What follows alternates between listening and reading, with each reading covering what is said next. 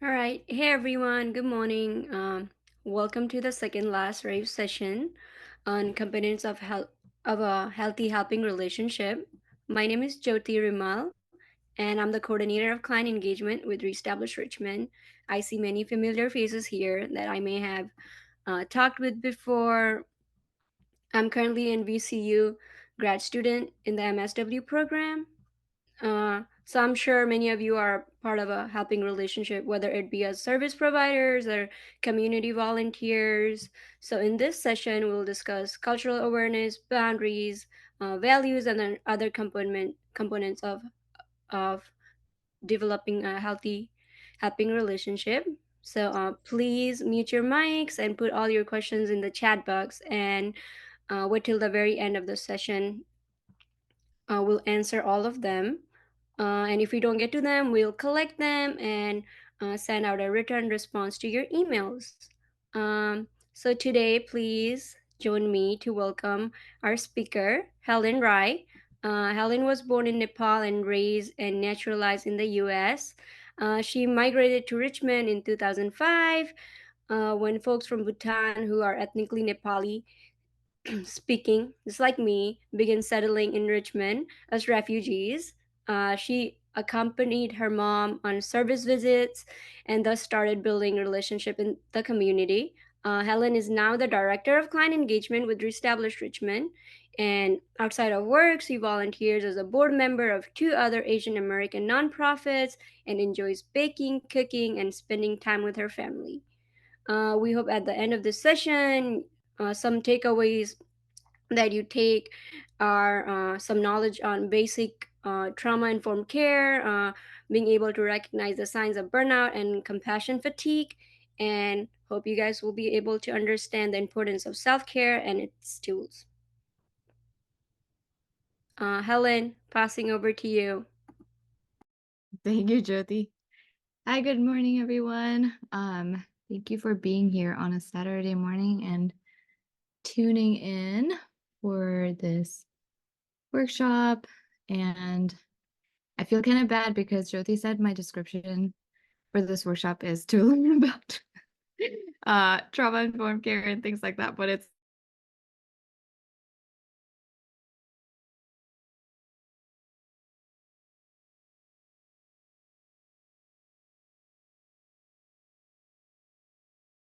recommend you all go watch that one after you're done with this to learn more about. We're going to be focusing on components of a healthy helping relationship, and I'll talk more about what that means. And these are just experiences that I've put together as a social worker and being in the field for several years now and working with clients and seeing what might be good ways to work with clients that helps them get to self-sufficiency. And then for you, just people you are matched with or people you might be working with in the newcomer community. So I'm gonna share screen and we'll get started.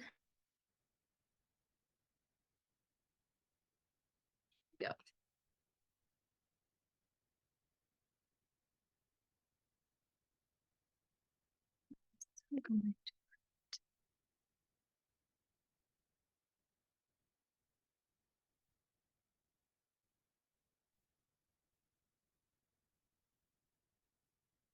All right. So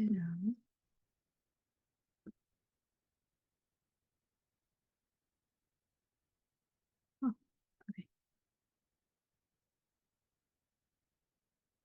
All right. So today we're going to focus on what are components of a healthy helping relationship. This presentation is informed by empowerment theory. And empowerment theory is about helping to guide people toward building autonomy and control in their lives. It takes into account the role of oppression in marginalized communities. And at an individual level, it seeks to empower individuals and communities to gain personal, interpersonal, and political power to better their lives. and at a larger systems level also strives to challenge systems that hinder these groups from meeting their needs. So during this presentation, we're going to focus more on the individual level. So what is a helping relationship? This isn't really like a officially coined term. I just call it a helping relationship. And a helping relationship could be something that you are assigned in a formal setting, with one person taking the role of the helper and the other person receiving help. So for example, if you're a caseworker and you're assigned a client, or maybe you're a volunteer and you've been matched with a client for a specific task. Um, it could also be developed in an informal setting with the same thing, one person taking the role of the helper and the other person receiving help. For example, it could be a newcomer neighbor that has, come to live near you and and you find out that they need help and you enter into that role. Or it could be a friend of a friend, maybe another newcomer that you've helped and they've told someone else that you've helped them. Um, but the main thing is that it has an intention and a purpose. Um, and it may be for a certain amount of time. And what do we mean by healthy? So a healthy helping relationship is somewhere where roles are meaningful, there's collaboration, there is compassion, there is empathy, there are boundaries, and the person needing help and support is on their way to self-sufficiency. So this is kind of what I'm thinking of when I'm thinking of a healthy helping relationship. Do you all, if you want to utilize the chat, is there anything else that you would add? To say what a healthy relationship looks like to you. Healthy helping relationship. And then I'm going to try to figure out where the chat box is so you can see where your chat is. Oh, there it is.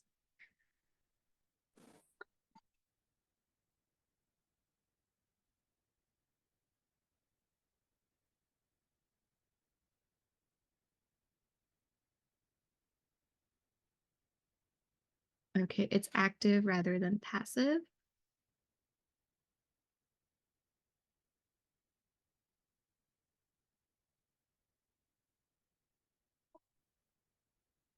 Okay, maybe what I have in here covers everything about what you think a healthy helping relationship is. So why should we pursue a healthy helping relationship? It's important to pursue a healthy helping relationship so that we can foster collaboration. It's important for the person to feel ownership of their decision.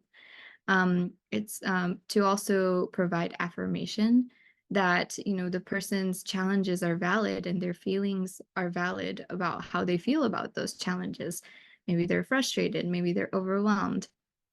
Um, allowing It allows for empowerment, so gaining knowledge and tools to do for themselves, which then helps foster self-sufficiency.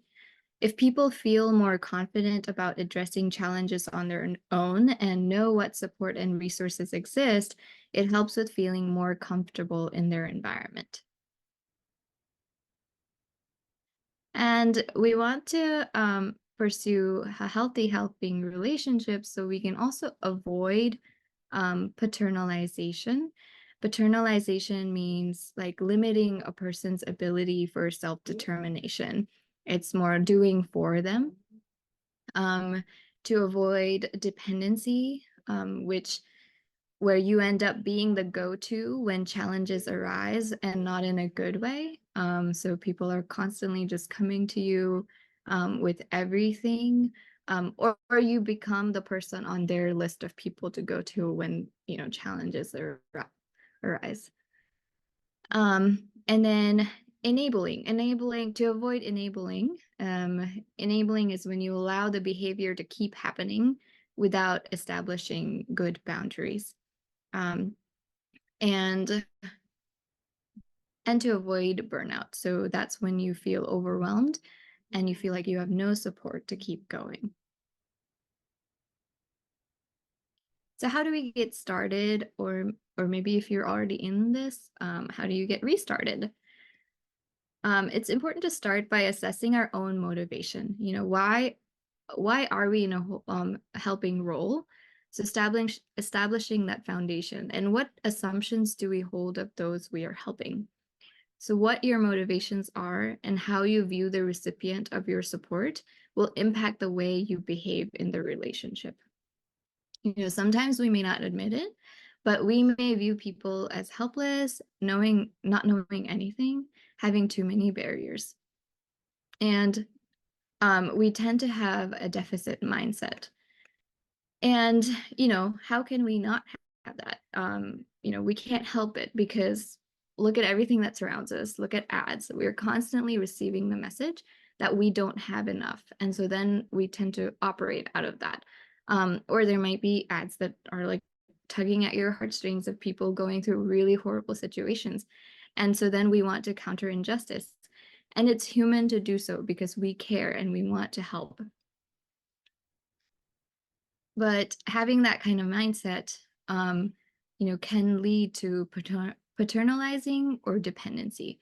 And it may lead you to think it's faster or easier if you just do for them. Like, let me just send this email out. Let me just reach out to someone to help figure this out for them. Or let me just give it to them. Or let me just, get something for them. But if we view people as having the potential to do for themselves and offer the time and support, I believe it will allow them to become more independent. So we go back to self-assessment. It's important to reflect on what your values are. So, just going through all of these slides, do you truly believe people have the potential to do for themselves? And do you believe that people should have self-determination? So next, we want to go into setting goals and boundaries. So hopefully you have your foundation set, and of why you're doing this, and maybe restructuring your mindset to, okay, the purpose of this is to help this person become more self-sufficient. And then now the next step is to set these goals and boundaries. And it's easier, I will say it's easier to do this when you're in a structured relationship. So, at Reestablish Richmond, when we match volunteers with clients, we have the relationship time bound. So, for example, for English tutoring, we have it for 6 months, and then the person can extend it. The both people, the client and the volunteer, could extend it for up to a year if they both agree.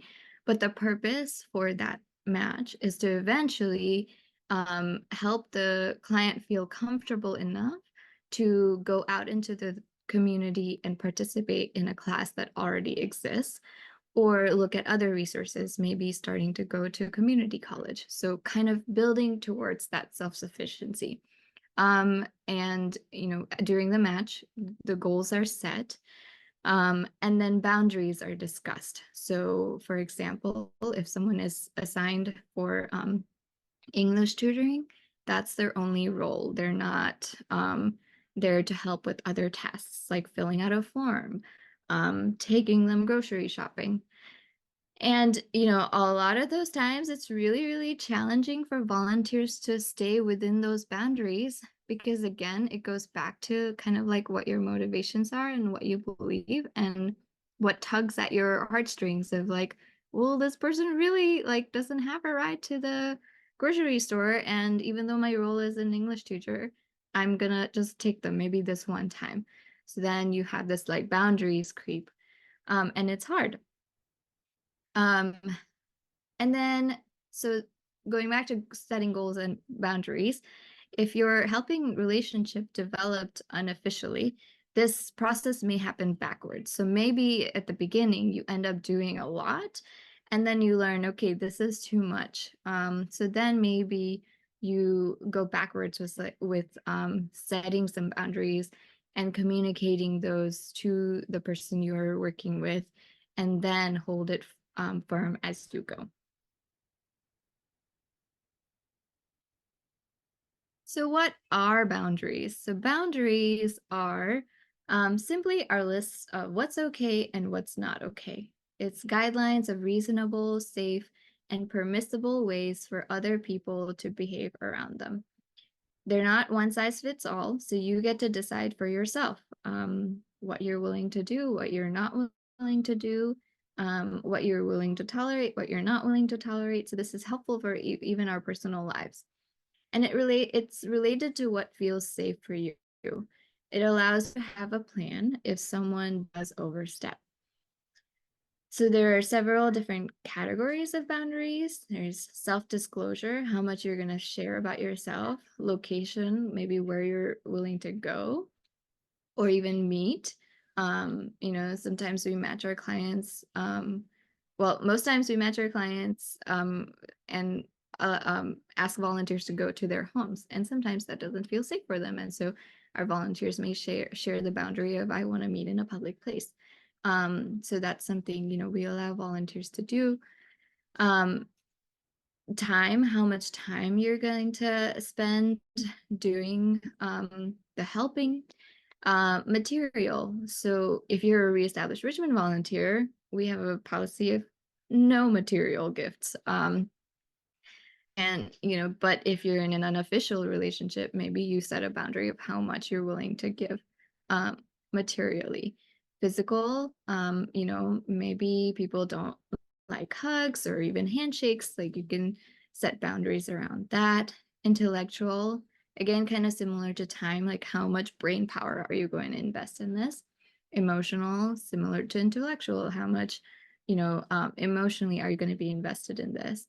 Sexual, we've got a strict policy at Reestablished Richmond of no, sexual engagement. So I hope in a helping relationship, you also set those boundaries.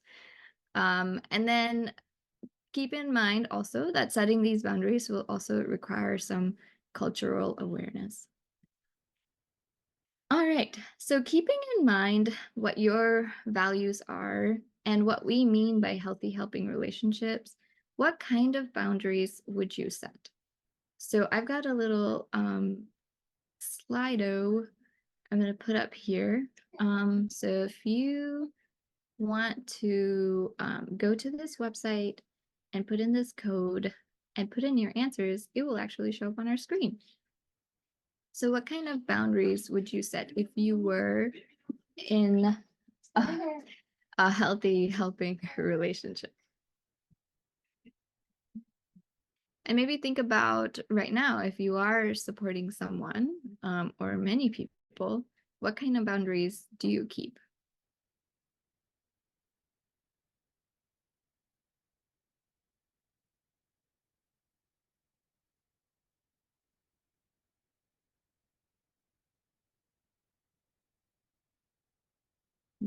Time and emotional boundaries for sure.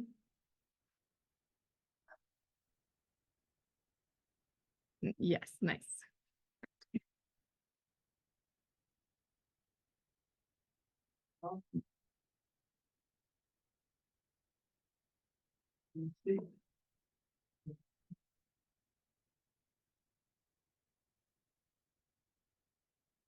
I'm gonna assume that a lot of these time ones are people who are professionally um, working with people. That is a similar boundary that I keep too. What types of things you're willing to help with, what topics I can help with. Yeah, no giving away personal money, how much personal information you share. Yep, time keeps coming up. Topics covered during our time together. Yeah, right. So you want to stay on topic. Finances, intellectual investment. Yeah, little information about my life, so the focus is on the client. Yep, try to limit the personal information. Yes, sticking to your yeses and your nos. Consistency is really important. Yes. Um, okay. Yep. Don't share address. Don't save theirs.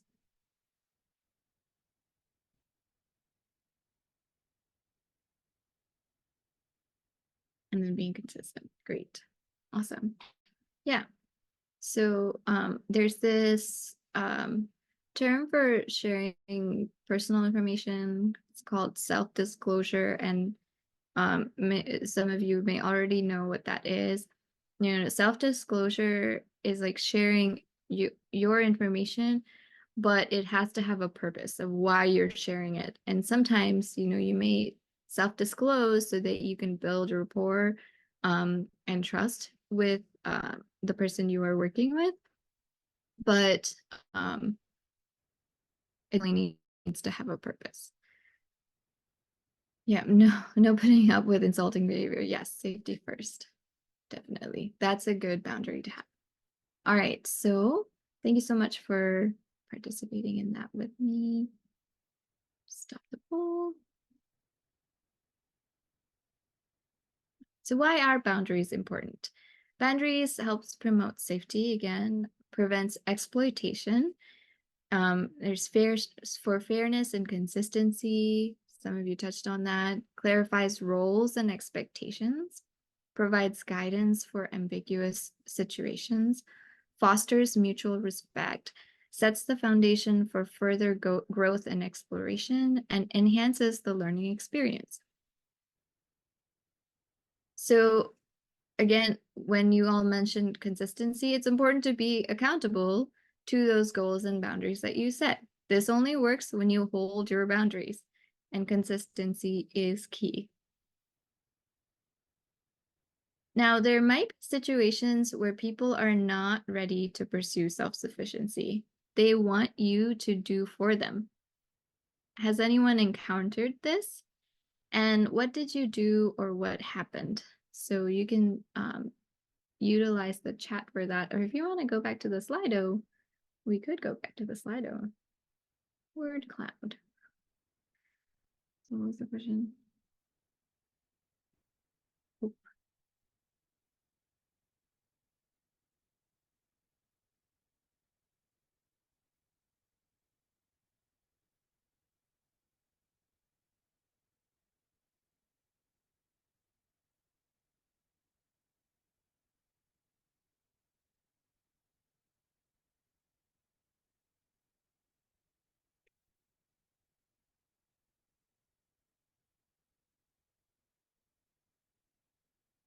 there you go. So there might be situations where people are not ready to pursue self-sufficiency, and maybe they don't want to collaborate with you. They want you to do for them. And if you have encountered this, what did you do or what ended up happening?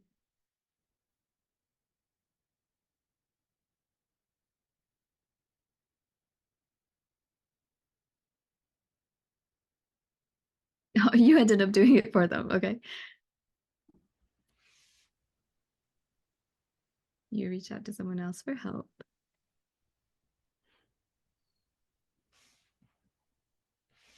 So adding on to this, Helen, a lot of the times when I'm working with my clients, in regards to like employment or even English language support or applying for a class somewhere, they're like they can do it on their own, but they would want me to do it because they're unsure or not feeling comfortable about themselves. So it's very like important to make sure uh, you're letting them know that they can do it, motivating them, and just giving them directions and setting barriers. Yeah, yeah, right. And even putting, so when you're setting boundaries, like even putting consequences of like, hey, if you're not engaged in this process and if you don't want to collaborate, then I don't know if we can continue working together because that's going to be my requirement to work together. So you could set a boundary like that. Oh no, it's turning into a cloud and it's like all over the place.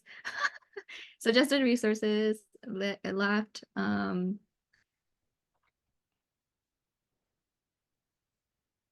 I did it a lot and yeah, became burnt out. Yes, exactly. So that is the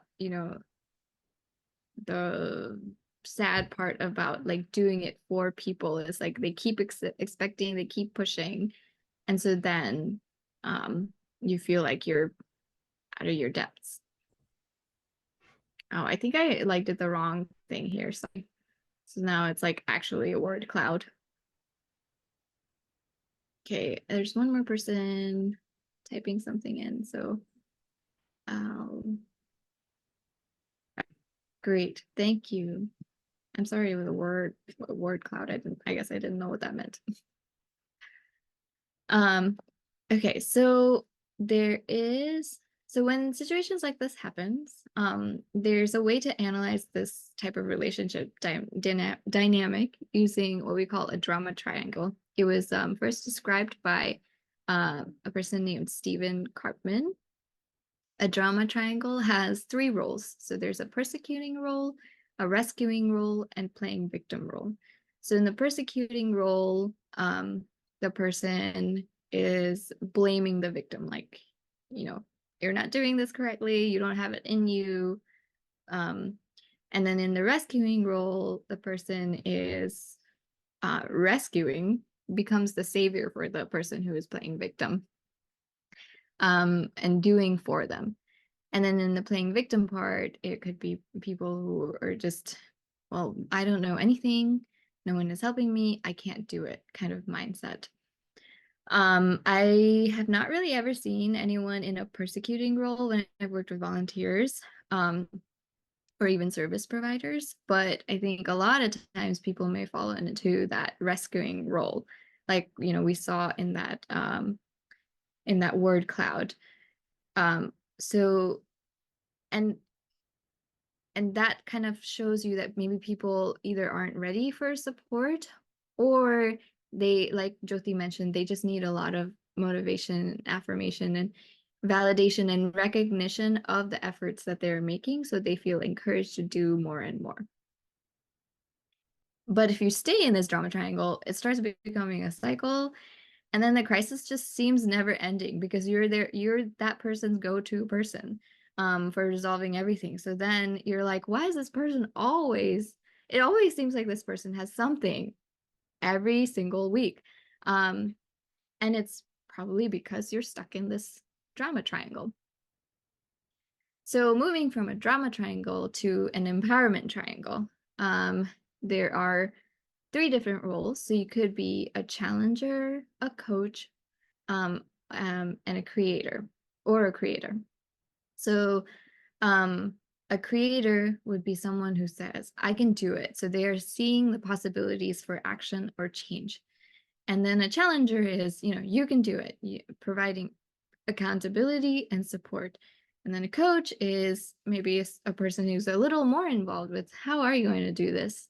So they help with encouragement to develop vision and action. And that is kind of grounded in this motivational interviewing. And so I'm putting this resource in here for you. So motivational interviewing is a collaborative, goal-oriented style of communication. It falls in between following, which is like good listening, and directing, giving information and advice. So it's falling in between those two. So it's a good balance. There's some more information that you can access in here.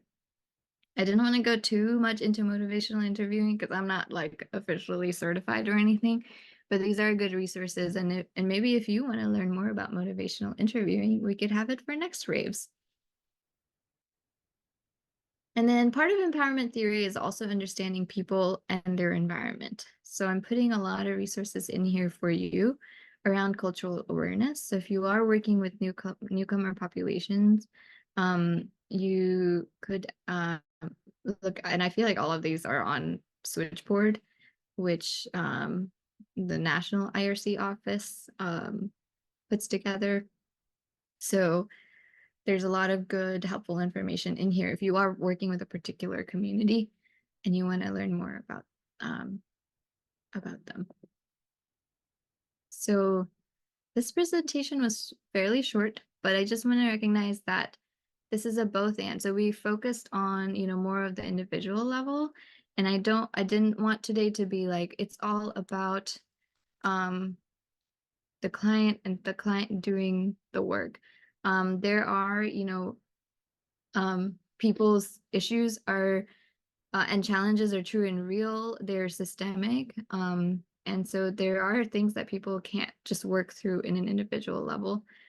But this presentation focused more on what kinds of things might help you when you are going to be working with individuals with to help them achieve self-sufficiency and not necessarily just doing for them. So, any questions about any of that or anything you want me to expand more on?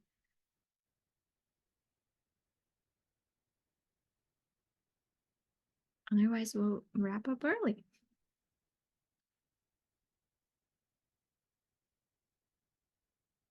Nice. So there's a chat. I was in a situation for a long time where I was the full support system for a person, and it ended up being much more detrimental to both parties than it was helpful. One question I would have is, what if the person you're working with does not have the confidence to feel as though they can do it themselves, even with large amounts of encouragement? Yeah, that's a really good question. And that really, it's a hard balance. So what you can try is doing with them. So, right, like a lot of times, we have situations where clients might need help with setting like medical appointments or calling someone. So then you just sit with them and do it with them. So maybe you model first and you get them to try, and then once they're feeling more comfortable doing it, they then feel more confident in doing it by themselves. And if that doesn't even work, right, maybe people just aren't ready. And so maybe your boundary is just saying, like, I can't work with you anymore. And that's the worst case scenario. But first, just trying to do it together, and then helping people feel or hoping people feel confident enough to then start doing it themselves. Um, it's almost like I feel like now that I have kids, it's almost, I'm not saying that our clients are kids, but it's almost same principles. It feels like um with when you're working with children, it's like you model first what you would want them to do, and then you do it together, and then you kind of supervise them doing it. And then once they feel confident enough, they're like, no, let me just do it myself. Um, so it could, be similar working with people where there are a lot of barriers. People are like, well, I don't, have enough English, or um, this doesn't feel comfortable and I don't know anything. I feel like that's something that comes up a lot, is like, I don't know anything, and no one is helping me. But just being like, hey, but that's not true. There's lots of people helping you. And eventually you will figure it out. Yeah, you're welcome. Hopefully that was helpful. Any other questions or anything that I kind of like zoom through that you're like, can you talk a little bit more about that?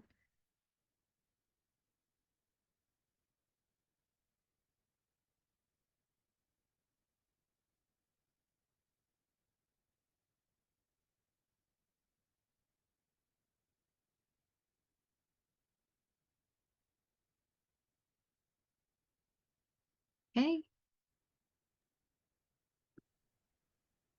Hey, thank you so much, Helen and You're Jyoti. welcome. We are doing very good with the timing. Oh yeah. So our next session will start at 12. So we'll have a little bit break in between.